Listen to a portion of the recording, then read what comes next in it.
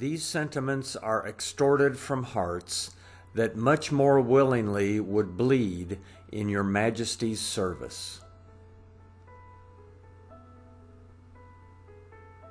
Yet so greatly have we been misrepresented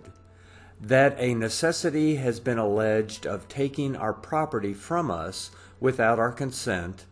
to defray the charge of the administration of justice, the support of civil government, and the defense, protection, and security of the colonies. But we beg leave to assure your Majesty that such provision has been and will be made for defraying the 2 first articles, as has been and shall be judged by the legislatures of the several colonies, just and suitable to their respective circumstances, and for the defense, protection, and security of the colonies, their militias, if properly regulated, as they earnestly desire may immediately be done, would be fully sufficient, at least in times of peace, and in case of war, your faithful colonists will be ready and willing, as they ever have been, when constitutionally required, to demonstrate their loyalty to your Majesty by exerting their most strenuous efforts in granting supplies and raising forces. Yielding to no British subjects in affectionate attachment to your Majesty's person, family, and government, we too dearly prize the privilege of expressing that attachment by those proofs that are honorable to the Prince who receives them, and to the people who give them, ever to resign it to any body of men upon earth.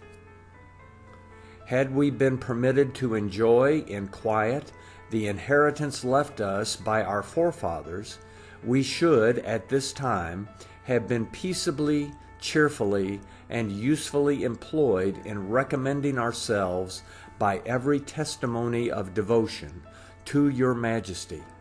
and of veneration to the state from which we derive our origin. But though now exposed to unexpected and unnatural scenes of distress by a contention with that nation in whose parental guidance on all important affairs we have hitherto, with filial reverence, constantly trusted, and therefore can derive no instruction in our present unhappy and perplexing circumstances from any former experience,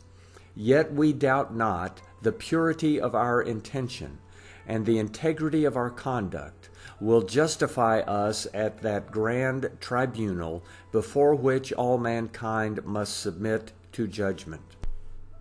We ask but for peace, liberty, and safety. We wish not a diminution of the prerogative, nor do we solicit the grant of any new right in our favor. Your royal authority over us and our connection with Great Britain, we shall always carefully and zealously endeavor to support and maintain.